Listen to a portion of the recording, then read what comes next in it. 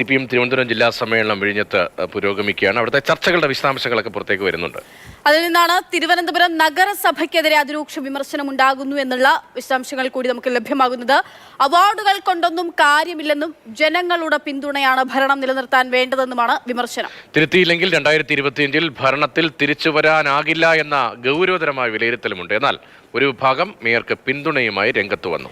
മേയറെ UDFും BJPയും സംയുക്തമായി വളഞ്ഞിട്ടാക്രമിക്കുന്നുവെന്ന് പ്രതിനിധികൾ ചൂണ്ടിക്കാട്ടുകയും ചെയ്യുന്നുണ്ട്. AK സ്റ്റെഫിനാണ് നമുക്ക് അതിന് വിവരങ്ങൾ നൽകാനായിട്ടുള്ളത്.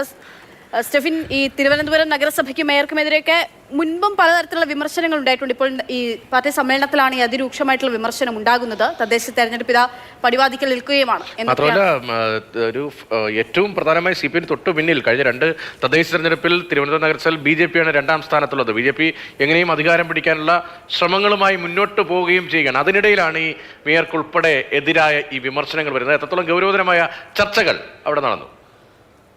രതീഷ്, അതീവ ഗൗരവകരമായ ചർച്ചകളാണ് യഥാർത്ഥത്തിൽ കഴിഞ്ഞ ദിവസവും ഇന്നുമൊക്കെയായി നടന്നു വരുന്നത്. ഇന്നലെ കൂടുതൽ നഗരപരിധിക്ക് പുറത്തുള്ള ഏരിയ കമ്മിറ്റികളിൽ നിന്നായിരുന്നു സംസാരം ഉയർന്നത്. അവിടെയും അത്തരത്തിൽ മേയർക്കെതിരെ പിന്തുണച്ചുകൊണ്ടും അതോടൊപ്പം തന്നെ വിമർശിച്ചുകൊണ്ടുമൊക്കെ വിവിധ തരത്തിലുള്ള വിമർശനങ്ങൾ ഉയർന്നിരുന്നു.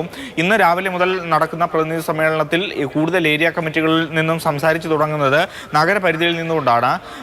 ആ ഏരിയ കമ്മിറ്റികളിൽ നിന്നെല്ലാം അതിരൂക്ഷമായ വിമർശനം നഗരസഭയ്ക്ക് നേരിടേണ്ടി വരുന്നു എന്നുള്ളതാണ് നമ്മൾ എടുത്തു കാണേണ്ടത്.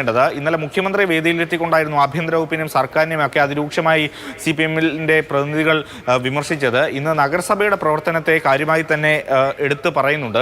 അതോടൊപ്പം തന്നെ ഈ അവാർഡ് കിട്ടിയത്, അല്ലെങ്കിൽ മികച്ച നഗരസഭയ്ക്കുള്ള അവാർഡ് കിട്ടിയത് മാലിന്യ സംസ്കരണത്തിന് മികച്ച നേട്ടങ്ങൾ കൊയ്യാനായി എന്നൊക്കെ പറയുമ്പോഴും അതൊന്നും തന്നെ കൃത്യമായി ജനങ്ങളിലേക്ക് എത്തിക്കുന്നതിന് വേണ്ടി കഴിയുന്നില്ല എന്നുള്ളതാണ്.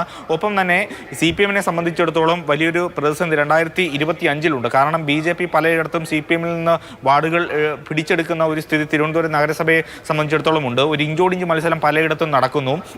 ഒപ്പം ഒരു 10 സീറ്റിൽ താഴെ സീറ്റിൽ മാത്രമേ ഉള്ള ഒരു ഭൂരിപക്ഷത്തിൽ എന്നാണ് മനസ്സിലാക്കുന്നത്. ആ തരത്തിലൊരു ഭൂരിപക്ഷം മാത്രമേ CPMനുള്ളൂ. ഒരു കാലത്ത് ഒരു വലിയ അപ്രമാദിത്യം CPMനെ സംബന്ധിച്ചിടത്തോളം തിരുവനന്തപുരം നഗരസഭയിൽ ഉണ്ടായിരുന്നു. അതെല്ലാം നഷ്ടപ്പെട്ടു നിൽക്കുന്ന ഒരു സ്ഥിതിയാണ്. നേരെ മറിച്ച് കോൺഗ്രസിന്റെ അവസ്ഥ നോക്കിക്കഴിഞ്ഞാൽ വളരെയധികം പരിതാപകരമായി പോകുന്ന ഒരു സ്ഥിതിയുണ്ട്. അവിടെയെല്ലാം BJPയുടെ ഒരു കടന്നുകയറ്റം ഉണ്ടാകുന്നു.